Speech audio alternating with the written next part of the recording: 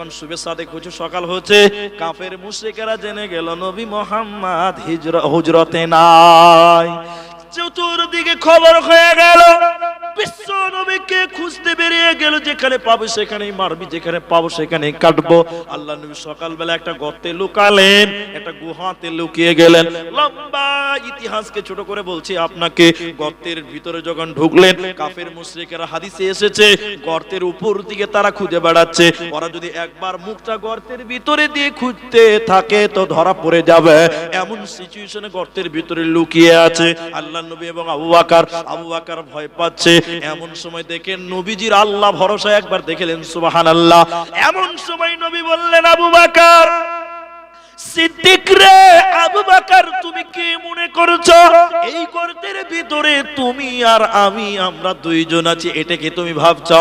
না না না, এই গর্তে তুমি আর আমি, মাঝখানে আর একজন আছে, তিনার নাম আল্লাহ। অতএব আল্লাহ আমাদের সঙ্গে রয়েছে, আমাদের কেউ ধরতে পারবে না, পারবে না, পারবে না। একটু মহব্বতের সঙ্গে বলুন, কাফেররা নবীজিকে ধরতে পেরেছিল? পারে নাই। কেন পারে নাই? নবীজির দিলে ছিল আল্লাহ ভরসা। নবী মুসা আলাইহিস সালাম যখন ফিরাউনের দলবল তাকে তাড়া করছে, মুসা নবীকে এবং তার সঙ্গীদের তাড়া করছে, নবী মুসা এবং সঙ্গীরা আগে দৌড়ছে। ডান দিকে বিরাট উঁচু পাহাড়, ওই পাহাড় অতিক্রম করার মতন ক্ষমতা নবী মুসার নাই, তার সঙ্গীদের নাই। বাদিকে বিশাল বড় বড় পাহাড় পেরোতে পারবে না, আর পেছনে রয়েছে ফেরাউন এবং তার দলবল। এবার মুসা নবীর সামনে রয়েছে আপনার কিনা সমুদ্র, আপনার কিনা সমুদ্র। এবার নবী মুসার সঙ্গীরা বলছে, ইয়া মুসা, হে মুসা, আমরা তোমার উপরে ঈমান এনেছি কিন্তু মরতে রাজি নয়, এখন আমরা বাঁচবো কি করে বলো? ফেরাউনের লোকেরা আমাদের পাকড়াও করে নিল, কি করে বাঁচবো তুমি বলো? আমরা বোধহয় ধরা পড়ে যাব। কোরআন বলছে, তখন নবী মুসা বলেছিল, কাল্লা, কখনো নয়, কাল্লা, কখনো নয়, আমরা ধরা পড়বো না। নবী মুসা তখন বলেছিল, আমার সাথে রয়েছেন আল্লাহ। সুবহানাল্লাহ। নবী মুসা বলছে, আমার সাথে আল্লাহ আছে, ধরা পড়ব না। আল্লাহর ফয়সালা হলো, লাঠিটা সমুদ্রে মেরে দাও। নবী মুসা লাঠি সমুদ্রে মারলো, দুদিকের পানি ভাগ হয়ে মাঝখান দিয়ে রাস্তা হয়ে গেল। আরেকবার বলুন সুবহানাল্লাহ। নবী মুসা পেরিয়ে গেলেন তার সঙ্গীদেরকে নিয়ে। ফেরাউন ওই রাস্তা অতিক্রম করতে যেতে লাগলো। যখন সমুদ্রের মাঝখানে গেল, দুদিকের পানি চুবিয়ে মারলো, ডুবিয়ে মারলো। ফেরাউন ডুবে গেল, মরে গেল, জাহান্নামী হয়ে গেল। অতএব বন্দরে নবী মুসার সামনে যখন কোনো পথ ছিল না, তখনও তিনি বলছেন, আমার সাথে রয়েছেন আল্লাহ। অতএব বিপদ যতই কঠিন হোক না কেন বান্দা, তোমরা সর্বদা আল্লাহর উপরে ভরসা করো, আল্লাহর উপরে তাওয়াক্কুল করো। হতাশ হবে না, হবে না, হবে না। এটা হাদিসের শেষ অংশটা বলছি, লম্বা কথা, সহিহ হাদিস। কিয়ামতের দিন নবীজি বলছেন, ওয়াদানি রব্বি, আমার রব আমাকে ওয়াদা দিয়েছেন। ওয়াদা কে দিয়েছে? আল্লাহ। কাকে দিয়েছেন? নবীজিকে দিয়েছে। সুবহানাল্লাহ বলুন, কত মজবুত কথা। আল্লাহ ওয়াদা দিয়েছে, জানা তারা মানুষকে নাই, স্বয়ং তার প্রিয় রাসূলকে ওয়াদা দিয়েছেন। সুবহানাল্লাহ। কি ওয়াদা? ওয়াদাটা আবার কত দামি জিনিস দেখেন। হে নবী, তোমার উম্মতের ভিতর থেকে, এটা অন্য কোন উম্মতের লয়, আমাদের নবীর উম্মতের কথা বলছে, মানে আমাদের কথা, ৭০,০০০ নারী পুরুষকে আল্লাহ কিয়ামতের দিন বিনা হিসাবে জান্নাত দিবে। বলুন সুবহানাল্লাহ। এটা ওয়াদা দিয়েছে আল্লাহ, ৭০,০০০ নারী পুরুষকে বিনা হিসাবে আল্লাহ জান্নাত দিবে। তার মধ্যে প্রত্যেক হাজার আরো ৭০,০০০। আরেকবার সুবহানাল্লাহ বলুন। এরা কারা? এরা কারা? তিনটা কথার আমি লাস্টের কথাটা বলছি, বাকি ব্যাখ্যা করতে গেলে অনেকক্ষণ লাগবে, না খাটকা লেগে যাবে।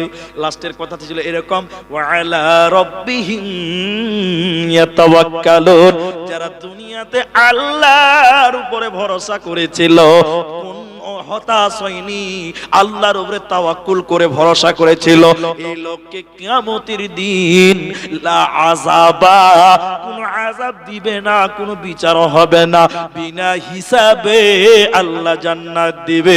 সুসংবাদ, সুসংবাদ। আমরা যখনই কোনো ত্রুটি হচ্ছে পাপ করে বসছি, অথচ আল্লাহর উপরে আস্থা রাখতে পারি না। সেদিন বলছিল এই 2 বছর 1 বছর আগে আসামে খুব ঘন ঘন বন্যা হয়, আপনারা হয়তো পেপার পত্রিকায় পান।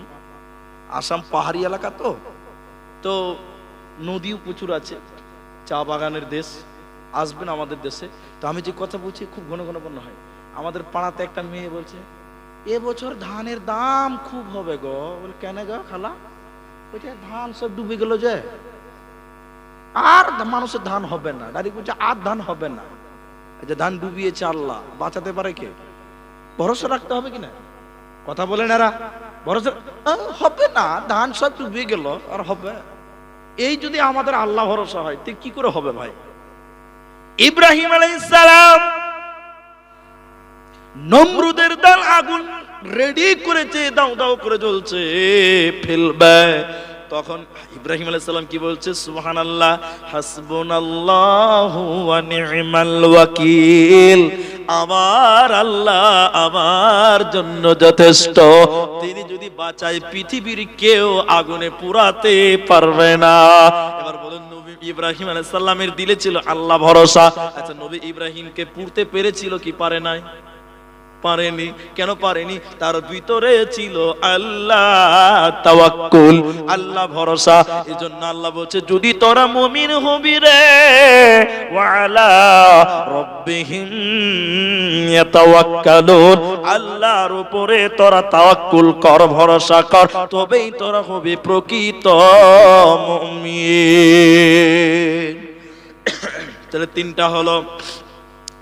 4 নাম্বার আল্লাহ বলছেন, আল্লাযীনা ইউকিমুনাস সালাত, মুমিন যে হবে সে কোনোদিন বেনামাজি হতে পারে না।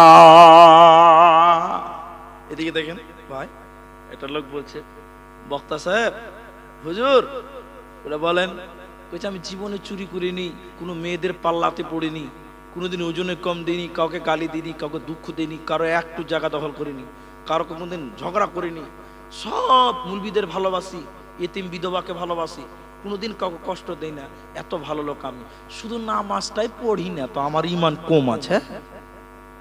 সাংঘাতিক প্রশ্ন, সাংঘাতিক প্রশ্ন। তো চিন্তা ভাবনা করে ওকে বলছি, রে বাবা তোমার তো ঈমানই নাই, আবার কম বেশির কি হিসাব করছো? কথা বুঝতে পারছেন কি আপনারা? যে লোক নামাজ পড়ে না ওর আবার ঈমান আছে? বুকের জোর, পাটার জোরে ঈমান লয়, আমলের জোরে ঈমান। ঈমান কিসের জোরে বলুন? আমলের জোরে। তো যে লোক নামাজ পড়ে না ওর আবার কিসের ঈমান? তুমি বুক থাপিয়ে মরে গেলেও তো তোমার ঈমান নেই। তাহলে মুমিন যে হবে, 4 নম্বর আল্লাহ বলছে, মুমিন নামাজ কায়েম করবে, সালাত কায়েম করবে, এই হলো প্রকৃত মুমিন। একটা উদাহরণ দিচ্ছি, উদাহরণটা কেমন আপনাদের দেখাই। এদিকে দেখেন, ছোট্ট করে বুঝছি, দেখেন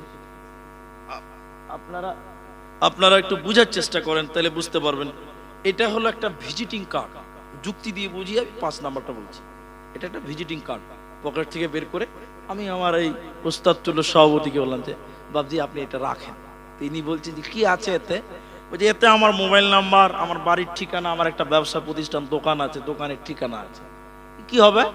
তা আমি বললাম ডিসেম্বরের 20 তারিখে আপনাদের স্টেজে যতটি লোক আছেন সবার দাওয়াত রইল। তিনি বয়স্ক মানুষ, তিনি বলছে এত দূর যাওয়া যাবে? তো একটা চ্যাংড়া ছেলে আছে একটা, তখন বলছে এটা যাওয়া হবে না, কোনো মানে হলো? খাগড়াঘাটে ধরে নেবো, কামরূপ একদম গুয়াহাটি চলে যাবো। আর আমি বলেছি গুয়াহাটিতে ঢুকার আগে খালি একবার ফোন করবেন, আমার ড্রাইভার আপনাদের স্টেশন থেকে নিয়ে আসবে। সহজ হলো কি হলো না? এবার 20 তারিখে দাওয়াত, 19 তারিখে রাতে এরা বেরিয়েছে, এরাও খুব খুশি যে আসামটা দেখা হবে, ভয়ও খাইছে, শখও জাগছে। এরা 20 তারিখে 19 তারিখে রাতে আমাকে ফোন করছে, মাওলানা আমরা খাগড়াঘাট রোড স্টেশনে একদম কামরূপ ধরে নিলাম। আমি বললাম খুব ভালো, চলে আস, গুয়াহাটি ঢুকার আগে ফোন করবেন, ড্রাইভার স্টেশন থেকে নিয়ে আসবে। এরা খুব আনন্দ করে আসছে, আস্তে আস্তে গোটা রাত চলে গেল, দিন চলে বিকাল যখন 4টা গুয়াহাটি ঢুকবে তখন এই বাবজি মোলানা সাহেব বলছে যে আব্দুর রহমানকে একবার ফোনটা করো, ড্রাইভারটা পাঠাবে। কি বুঝছেন? তখন মোবাইলটা বের করে নাম্বারটা টিপে আমাকে ফোন করছে, তো মোবাইল উত্তর দিয়েছে যে আপনার ডায়াল করা নাম্বারটি সুইচ অফ আছে। কেমন লাগবে? হ্যাঁ, মনে খটকা লাগবে কি লাগবে না? যে ধোকা টোকা দিল না তবা, এটা মনে হবে কি হবে না বলেন? হবে, অটোমেটিক চলে আসবে। তো উনি চ্যাংরা মানুষ, তখন বলছে হ্যাঁ আপনি খানোকা ভয় খাচ্ছেন, কোনো কারণে মোবাইলটা বন্ধ হতেই পারে। কি হতে পারে কি পারে না? হতেই পারে। তো এখানে তো ভিজিটিং কার্ডে অ্যাড্রেস দেওয়া আছে, তো স্টেশনে একটা ট্যাক্সিকে বলবো তো ফেমাস বক্তা, সবাই নিয়ে যেতে পারবে। এটা ওদের ধারণা, ছেলেটা ধারণা, মানে কোন রকম করে খুশি রাখতে চাইছে সবাইকে। চ্যাংরা ছেলে তো, ওর রসটা আলাদা। এবার স্টেশনে যে ট্যাক্সিওয়ালাকে বলেছে ভাই এই বক্তা সাহেবের বাড়িতে একটু নিয়ে চলো। ট্যাক্সিওয়ালা আমার বাড়িতে লেগেছে, যাওয়ার পরে ইনাদের মাওলানা আব্দুর রহমান সাহেব বাড়িতে আছেন। তখন আমার স্ত্রী বলছে আপনারা কে গো? কইছে আমরা মুর্শিদাবাদ থেকে এসেছি, সেই বেলডাঙ্গা নওদা থেকে এসেছি। তো আমার স্ত্রী বলছে নাই মুলি সাহেব দোকানে আছে। তখন ট্যাক্সিওয়ালাকে বলছে ভাই দোকানের অ্যাড্রেসে নিয়ে চলো। আল্লাহু আকবার। ট্যাক্সি তাড়াতাড়ি করে ঘুরিয়েছে, দোকানের সামনে যে দেখছি যে দোকানে শাটারটা লাগা। কেমন লাগবে খালি বলে? ওরে সর্বনাশ, নির্ঘাত ফাঁকিবাজ। এটা মনে হবে কি হবে না বলেন? আবার বাড়ি এসছে, মুনি সাহেব বাড়ি এলেন, নাই দোকানে আছে। আবার দোকানে এসছে, আবার বাড়ি এসছে। এই দোকান আর মাকান, মাকান আর দোকান, দোকান আর মাকান, এই করতে করতে জান কয়লা হয়ে যায়। আমার বাপজি বয়স্ক মানুষ বসে গিয়ে বলছে ভাই তওবা করছি, জীবনে আর আশা আসবো না রে ভাই। এমন সময় মসজিদে আজান হয়ে গেল। এবার মূল পয়েন্ট, জোহরের আজান। এই বলছি যা পাইলে পাবো, না পাইলে না পাবো, নামাজটা তো পড়ে লি আগে, তারপরে না পারলে তা ঘাটা ধরিলে বাবার মুর্শিদাবাদে আবার ট্রেন ধরবে। মসজিদে মুসাফির মানুষ, অপরিচিত জায়গা, উজু করে মসজিদে গিয়ে দেখছে জামাত চালু। এবার তারা পেছনে দাঁড়ালো, সালাম যখন ফিরলো, মৌলভী সাহেবেরা 7-8 জন যখন সামনে তাকিয়ে দেখছে মাওলানা আব্দুর রহমান ইমামের পেছনে প্রথম কাতারে বসে আছে। এই লম্বা একটা গল্প বললাম কেন? এতে একটা ঘটনা আছে। একজন দার্শনিক বলছে ও পৃথিবীর লোক, ইমানদার মুমিনকে খুঁজতে গেলে দোকানে আর মাকান, মাকান আর দোকান করলে হবে না। যদি লোকটা মুমিন হয়, নামাজের টাইমে মুমিনকে মসজিদে পাওয়া যাবে। মুমিন কোনোদিন বেনামাজি হতে পারে না। এখন আপনি মনে করবেন তাহলে যত লোক নামাজ পড়ছে সবাই মুমিন। জি না, সবাই মুমিন নয়। আরেকটা পয়েন্ট আপনাকে বলছি, এই গ্রামে আজান হলো, ইশারের আজান দিল, আপনার কিনা 500 লোক মসজিদে নামাজ পড়তে ঢুকলো। এবার মাইকটা খুব কন্ট্রোল হয়ে গেল।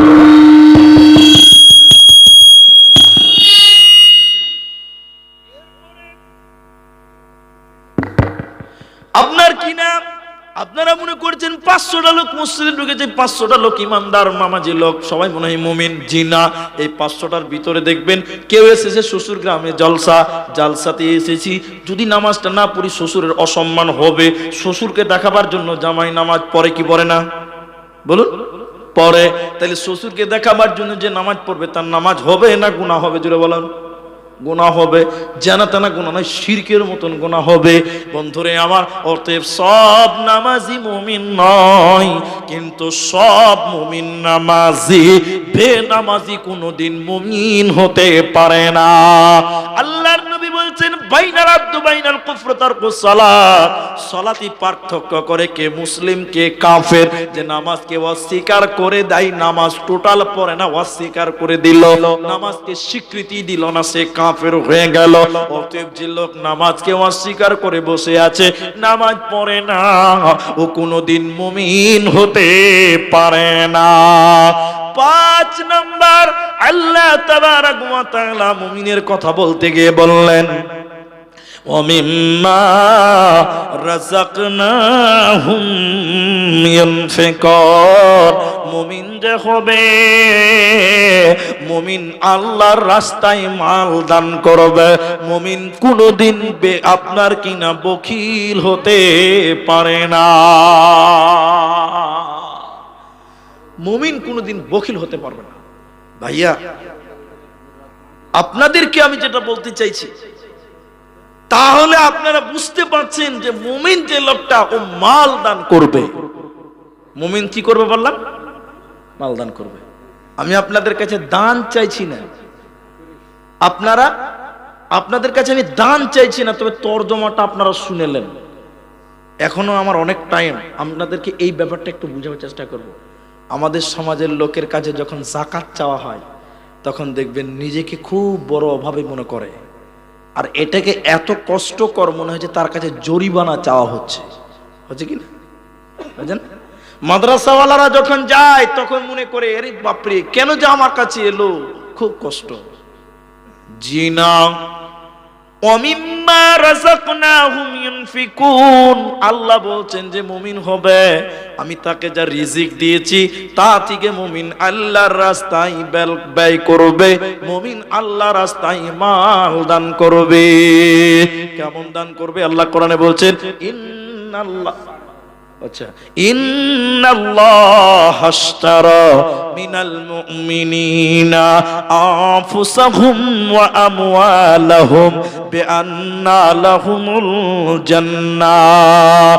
আল্লাহ তাবারাক ওয়া তাআলা বলেন আমি মুমিনের জান আর মাল জান্নাতের বিনিময় কিনে নিয়েছি। মুমিনরে, কখনো তোদের জানকে আমার দ্বীনের জন্য বিলিয়ে দিতে হবে, কখনো ইসলামের জন্য মালকে বিলিয়ে দিতে হবে। যেহেতু তোরা মুমিন, বিনিময় আমি আল্লাহ তোদেরকে জান্নাত দিব। মুমিন রে, কোনো চিন্তা রবে না, রবে না। একটা ঘটনা শুনেন, আপনাদের ইতিহাস তারিখ ঘটনা শোনাচ্ছি। আমাকে বলছেন আমার পরেও আপনারা যাবেন না, সুদূর বাংলাদেশের একজন মেহমান আছে, এটা আমি বলে দিচ্ছি আজ আগে, কেউ উঠবেন না ভাই। তিনি যদি এসে এই বৈঠকটা দেখে নেয় তো কত যে দুর্নাম করবে বাংলাদেশে, যে ইন্ডিয়ার শ্রোতা দেখেছি রে ভাই, দুর্নাম হয়ে যাবে ভাই। আর কেউ উঠিয়েন না, যারা চলে গেছেন আমার আগেই চলে গেছেন, আর কেউ উঠিয়েন না। এই ঘটনাটা খালি শুনেন, এটা মাদ্রাসার জালসা। আপনাদের কাছে কিছু সাহায্য চাইব, আপনারা যদি না দেন, যে লোকটা দিবে তাকে আপনারা সবাই দোয়া দিবেন, থেকে দোয়া দিবেন ইনশাআল্লাহ। মোতার প্রান্তে যুদ্ধে যাবে, যুদ্ধের জন্য কোনো টাকা নাই, কোনো মাল নাই, কোনো পয়সা নাই, কালকে যুদ্ধে যেতে হবে। এবার আল্লাহর নবী বলছেন কি করে যুদ্ধে জয় হবি রে? কোনো টাকা নাই, কোনো পয়সা নাই, কোনো মাল নাই। এবার আল্লাহর নবী বলছেন বেলাল, তুমি আমার মদিনার আনসার মুহাজিরদের এলান করে দাও, যার কাছে যে মাল আছে এনে মসজিদ নববীতে যেন জমা করে দেয়। গোটা মদিনার লোকেরা, আনসার মুহাজিররা দান করতে লাগলেন। সেদিন উমর রাদিয়াল্লাহু তাআলা আনহু বলেছিলেন আমি আবু বকরকে দান করে হারিয়ে দিব, আমি আবু বকরকে দান করে হারিয়ে দিব। এই নেকির কাজে পাল্লাপাল্লি করা যায়। আবু বকরকে বলছে দানে হারিয়ে দিব। সেদিন একজন বলছে হুজুর, হযরত উসমান বলেছিলেন যত লোক যুদ্ধে যাবে তার অর্ধেক খরচ আমি উসমান একাই গ্রহণ করলাম। বলুন সুবহানাল্লাহ। সেদিন কম বেশ ইতিহাসের পাতাতে আছে 30,000 লোক ছিল, 15,000 লোকের খরচ হযরত উসমান একাই বহন করবে। একজন এসে বলছে হুজুর আমার যা সম্পত্তি ছিল তার 1 ভাগ নিয়ে নেন, কেউ বলছে 2 ভাগ নিয়ে নেন, কেউ বলছে 3 ভাগ নিয়ে নেন। আর হযরত ওমর বলেছেন আমি আবু বকরকে দান করে হারাবো। এবার আবু বকর একটা ঝোলা, একটা কেরিতে কয়েকটা দিনার দিরহাম কয়েকটা জব ছিল, ওই কেরিটা নিয়ে এসে নবীজির সামনে ঝরঝর করে মালটি দান করে দিলেন, ঢেলে দিলেন। আর আল্লাহর নবী শুনেছেন আবু বকর বলেছে আর উমর বলেছে আবু বকরকে দান করে হারাবো। এমন সময় নবীজি বললেন আবু বকর রে, তুমি কি দান করলে তুমি বলো, তুমি কি দান করলে বলো। উমর তোমাকে দানে হারিয়ে দিবে চ্যালেঞ্জ করেছে, তুমি কি দান করলে আবু বকর বলো। সুবহানাল্লাহ, অবাক হয়ে যাবেন। হযরত আবু বকর বলেছিলেন ইয়া রাসূলুল্লাহ, আল্লাহকে এবং আল্লাহর নবীকে বাড়িতে রেখে আমার বাড়িতে যা কিছু ছিল আমি সব কিছু দিয়ে দিলাম। বলুন সুবহানাল্লাহ। নবী গো, আল্লাহকে এবং আপনাকে বাড়িতে রেখে আমার বাড়িতে যা কিছু ছিল সব আমি দিয়ে দিলাম। তখন হযরত ওমর বলছেন আমি আজকেও জিততে পারলাম না। তারা মুমিন। যেহেতু আল্লাহ বলছে মুমিন আল্লাহর রাস্তায় মাল দান করবে, আল্লাহ যা রিজিক দিয়েছে ওয়ামিম্মা রাযাকনাহুম ইউনফিকুন। ভাই এখানে যতই লোক আছেন, আমি দোয়া দিয়ে চলে যাব, মুসাফির মানুষ, একটা লোকের কাছে একটা দান চাইব। কে দিতে পারবেন আমি জানি না, তবে যিনি দিবেন তিনি একটু মুসাফা করবেন আমার সঙ্গে। এখানে একটা মাদ্রাসা প্রেমিক, দিন বাঁচাবার জন্য, ইসলামকে বাঁচাবার জন্য, এই মাদ্রাসাটার জন্য একটা লোক 5,000 টাকা দিতে পারবেন, এরকম কেউ আছেন ভাই? একটা, তার সঙ্গে আমি মুসাফা করব আজকের বৈঠকে, এবং তার জন্য দোয়া করে স্টেজ থেকে বিদায় হব। পরবর্তী মেহমান সুদূর বাংলাদেশ থেকে আপনাদের এই গ্রামে এসেছেন ভাই আমার, একটা লোক যদি এখন যদি না পারেন, আপনি এখন একটু মুসাফাখাটি করে যান, 20টা টাকা দিবেন, মাওলানা সবটি পরে দিব, কালকে দিব, এক সপ্তাহের মধ্যে দিব, এরকম একজন দেনেওয়ালা, এই দিলওয়ালা মুমিন ব্যক্তি আল্লাহর রাস্তায় দান করবেন। অতএব আবু বকরের মতন, যিনি বললেন আমি সব কিছু দিয়ে দিলাম আল্লাহ এবং নবীকে বাদে, একটা আবু বকরের মতন ইমানদার 5,000 টাকা এই মাদ্রাসার জন্য গভীর রাত তাহাজ্জুদের টাইমে আপনাদের জন্য একটু দোয়া করে দিয়ে যাব। একজন ব্যক্তি পারবেন না বাপ? 5,000 টাকা এই মাদ্রাসার দিকে তাকিয়ে আমি একটা লোকের কাছে চেয়েছি, মাত্র একজন। কারণ আমি আপনাদের জন্য একটু খালি দোয়া দিয়েই চলে যাব, এটাই আমার মনস্থ। আপনাদের বক্তা আসবে, এই মাদ্রাসাকে বাঁচিয়ে রাখতে হবে, দিন পাবেন, কোরআন হাদিসের আলোচনা পাবেন। মাদ্রাসায় যদি না থাকে, ওলামা যদি না থাকে, দিন থাকবে না। আল্লাহ রসুল বলেছেন কিয়ামতের আগে এলিমকে উঠিয়ে নিবেন। তা আমি তখন বুঝতাম, আগে বুঝতাম এলিম উঠিয়ে দিবে মানে কোরআনের অক্ষরগুলো মনে হয় মিটে যাবে, এটা আমি মনে করতাম। পরে হাদিস কোরআনে পড়লাম যে না, আল্লাহ উলামাদের মাধ্যমে এলিমকে উঠিয়ে নিবে, বড় বড় আলেমদেরকে আল্লাহ তুলে নেবেন, এক এক করে নাই হয়ে যাবে। অতএব মাদ্রাসা না থাকবে তো আলেম উলামা কোথা থাকবে? ভাই কেউ পারবেন না, একটা লোক পারবেন না, একজন মুসাফা করেন, সিরিফ একজন। দেখেন দিলটা বড় করেন। আপনি চকলেট বিক্রি করে খান, আপনি আস্তে আস্তে দিবেন, 1 মাসের মধ্যে 5,000 টাকা দিবেন এই মাদ্রাসার জন্য। পারবেন না ভাই? যদি বলেন না হুজুর আমরা 5,000 টাকা পারি না, জুলুম, তাহলে ভাই অন্তত দুজন মিলে দেন 5,000 টাকা, অর্থাৎ 2,500 টাকা। 2,500 টাকা একটা লোক হাত তোলেন বাপ, একজন। আমি একটু দোয়া করে দিয়ে যাই। এই যে মাদ্রাসা আপনারা করেছেন, এই মাদ্রাসাকে জারি রাখতে গেলে ভাই টাকার প্রয়োজন আছে, অর্থের প্রয়োজন আছে।